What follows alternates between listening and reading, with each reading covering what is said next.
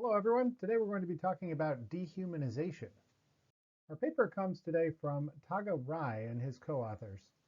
He is an assistant professor of management at UC San Diego, and he's a psychologist that studies ethics, culture, and violence. First, it's important to define what dehumanization is.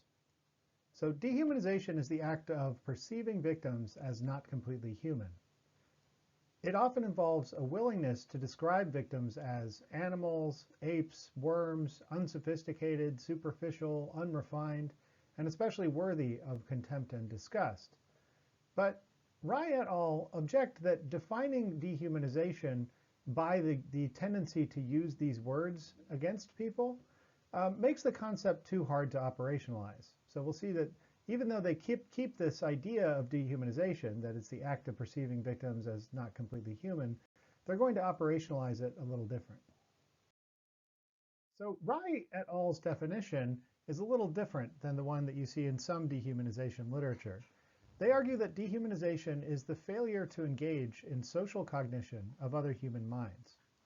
And this is characterized by various facets. So it's characterized really by failing to recognize various facets in victims. So this involves failing to recognize the agency of victims, that is, their capacity to intend, to plan, to reason about things and remember. Failing to recognize the experience of victims, that is, their pain, hunger, fear, or pleasure.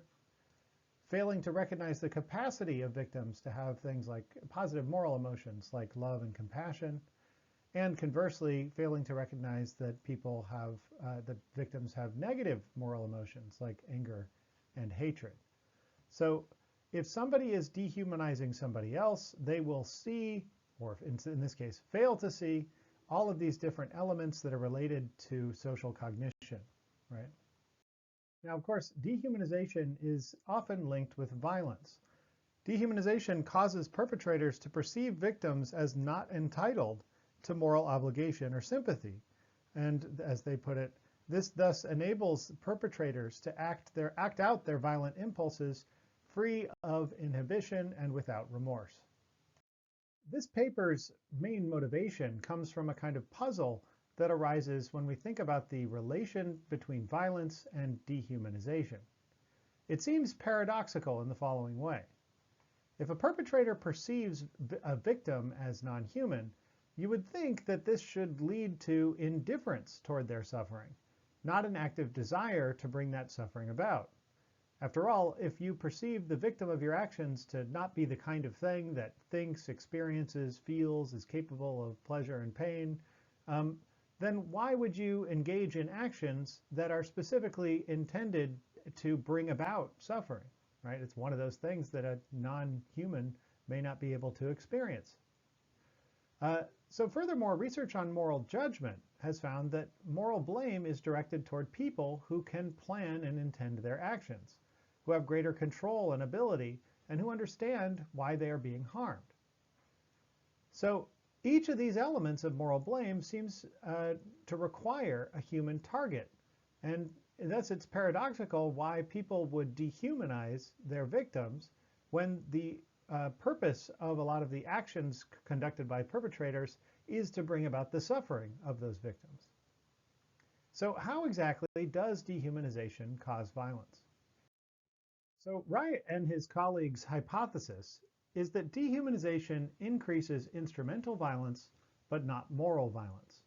So this distinction is pretty important. Instrumental violence is violence that is morally objectionable, but desirable for instrumental reasons. Whereas moral violence is violence that's motivated by moral sentiments that require violence, despite any moral inhibitions against it.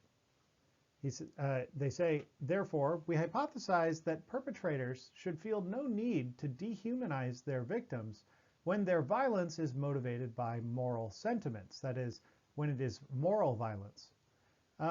And they think that dehumanization weakens moral inhibitions that would otherwise restrain instrumental violence, but should have no effect on moral violence.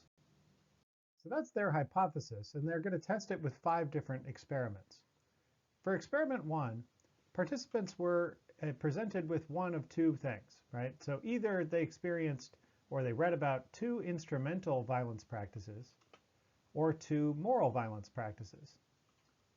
So participants in the instrumental condition were asked their level of approval for purchasing goods made in sweatshops and for their level of approval of the use of animals in scientific experiments.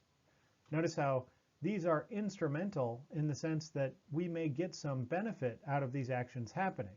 The victims of these actions are in some sense an instrument in getting us what we want.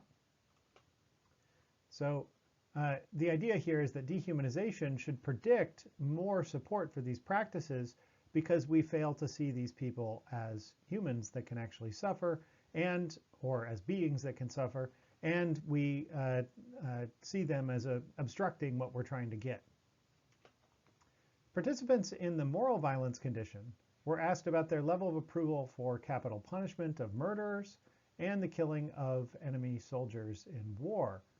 Notice how this is moral violence in that each of these things seem like something that maybe people would find valuable or important for its own sake. People, as they say, actively desire to harm murderers and enemy soldiers because they feel that in many cases these groups morally deserve it. Notice here it's not us committing violence in the service of something else, it's committing violence for its own sake or because of the desert, that is the deservingness, right, of the people who we're committing violence against. So participants' level of dehumanizing attitudes was measured by asking participants to assess victims' abilities with regard to agency, experience, and both positive and negative moral emotions.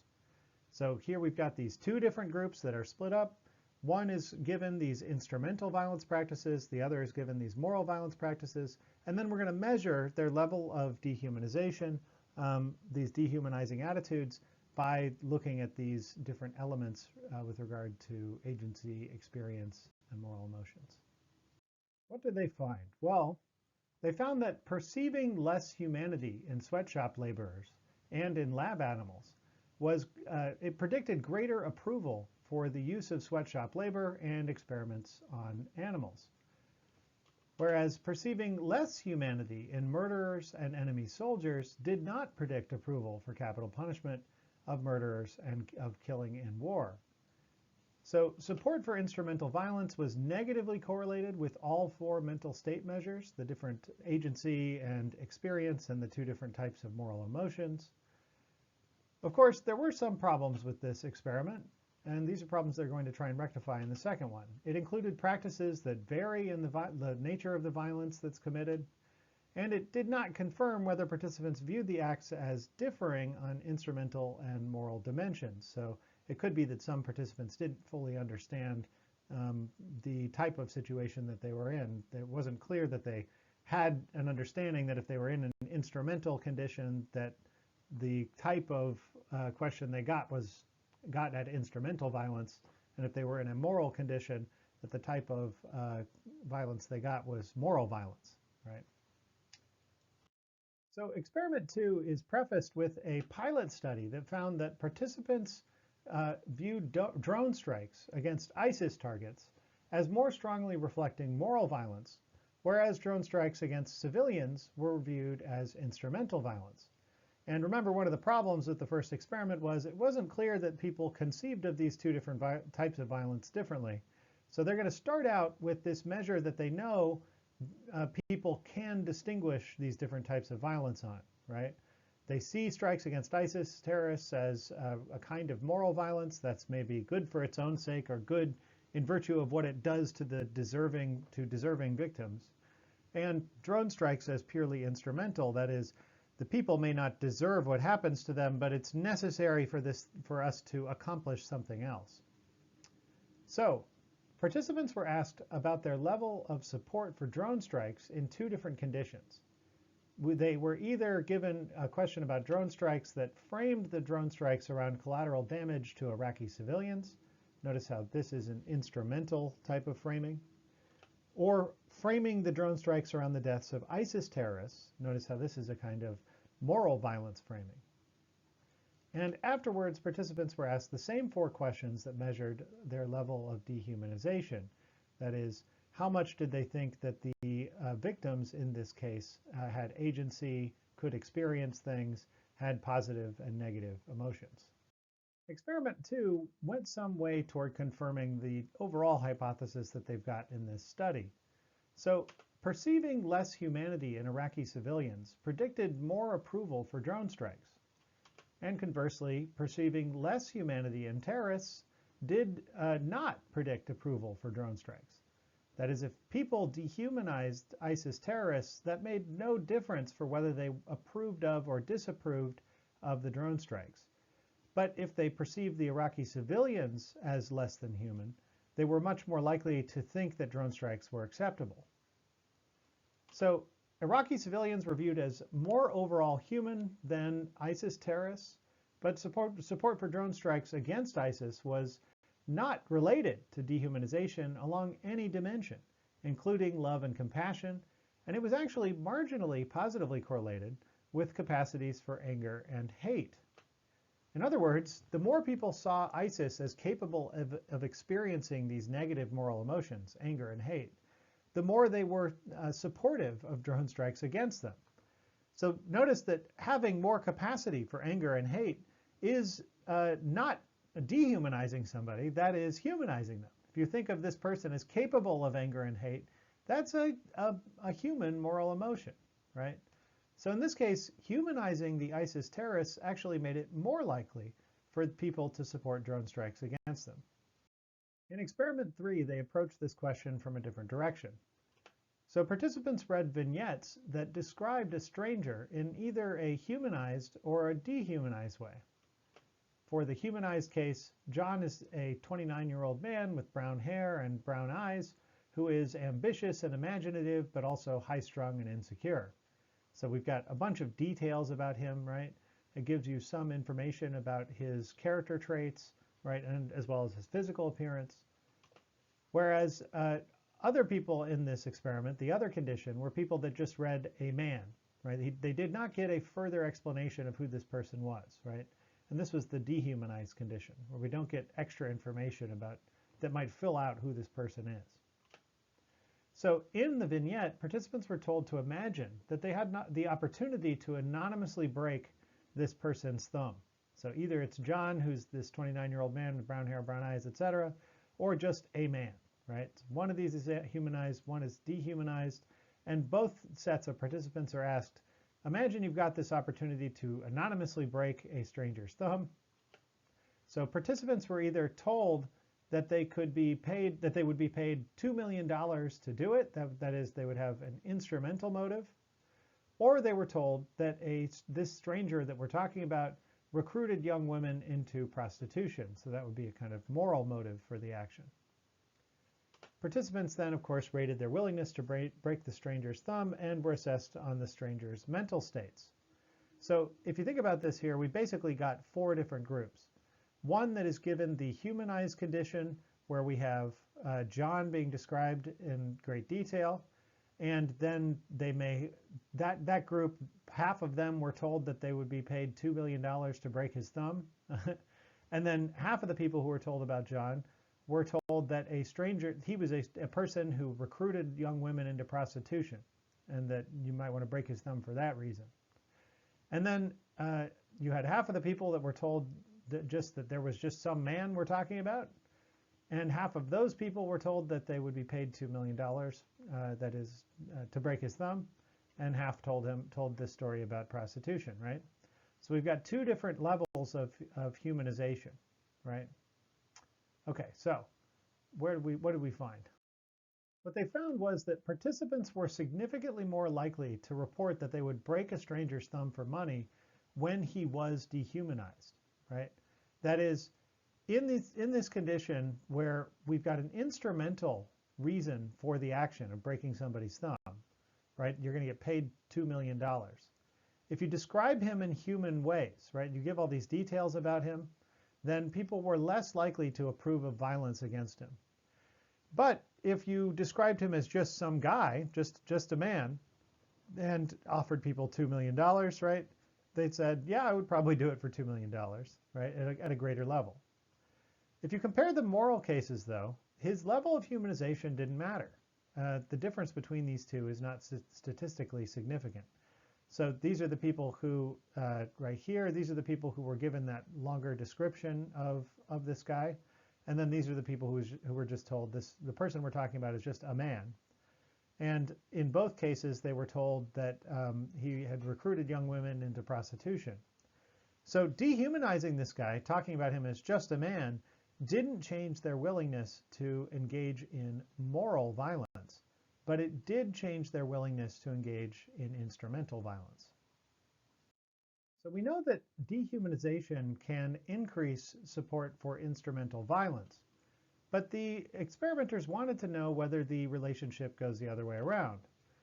Sure, dehumanization can increase instrumental violence, but can instrumental violence increase dehumanization? They wanted to investigate whether consideration of violence to strangers for instrumental but not moral reasons would lead participants to spontaneously dehumanize them. So participants were presented with a vignette in which they were asked to imagine either harming a stranger for either money or immoral behavior, where that harm was like pricking a stranger's index finger with a pin. And people were either offered $10 to do that, or they were offered $10 because this person had done some bad thing. And then participants after that were asked the same questions about the stranger's mental states in order to assess their level of dehumanization of that stranger we're talking about. So what did they find? Well, participants who imagined harming a stranger for money perceived that stranger as significantly less human than participants who did not imagine harming a stranger for money. And this goes along with the finding about moral emotions and the ISIS terrorists from the previous experiment. Participants who imagined harming an immoral stranger actually perceived that stranger to be marginally more human. And so this seems to suggest that we actually have a kind of motivated reason for perceiving somebody as human when we think that they've done something wrong, right?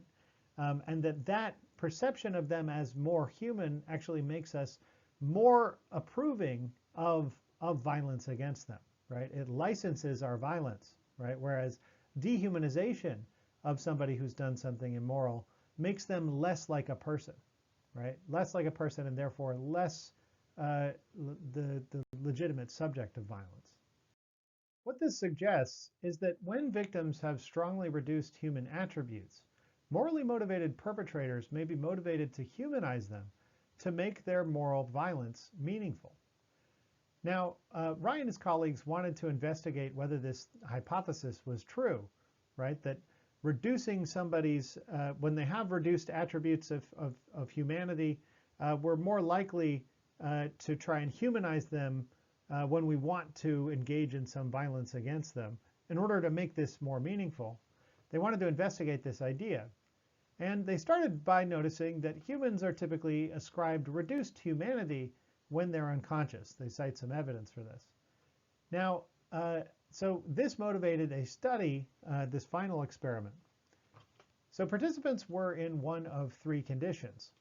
They were asked to imagine pricking a stranger's index finger with a pin, either for money or as punishment for their immorality, or possibly the third condition is that they were just asked to simply imagine a stranger, right? So in these first two conditions, they're imagining doing violence against that stranger, and it just depends, the difference between those conditions is whether they're doing it for money or as punishment. And then in the third condition, they're not asked to engage in any kind of imagining of doing damage to this stranger. They're just asked to imagine the stranger, right? Now their prediction is that imagining harming a sleeping stranger for money would not increase motivation to dehumanize, but imagining harming a sleeping stranger for immoral behavior would increase motivation to dehumanize. Now, one thing I should add, of course, is that for all three of those conditions, they're imagining a stranger sleeping.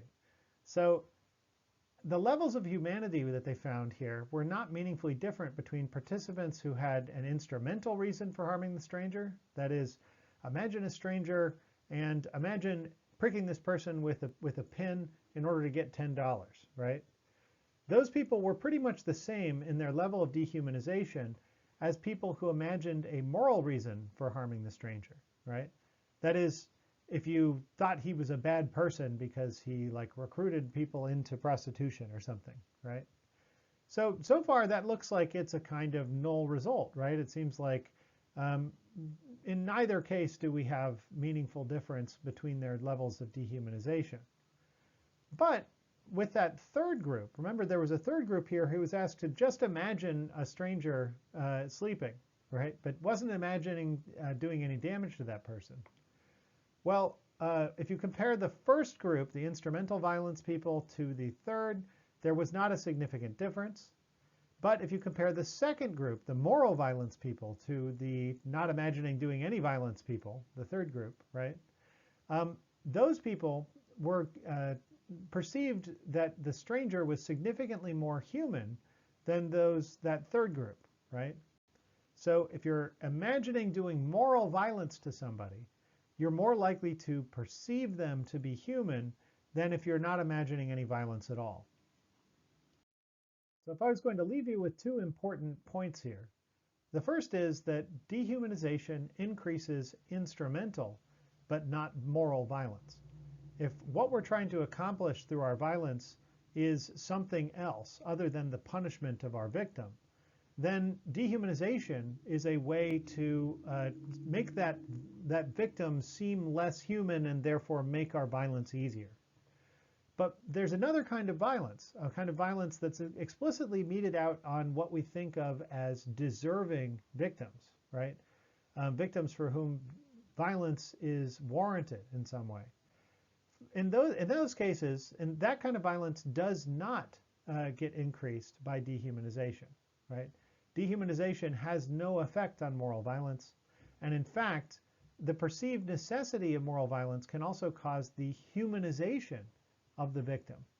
So this is a kind of surprising finding. It's one where like you might have thought that it was a simple, straightforward, if you're dehumanizing somebody, it makes it easier to commit violence against them.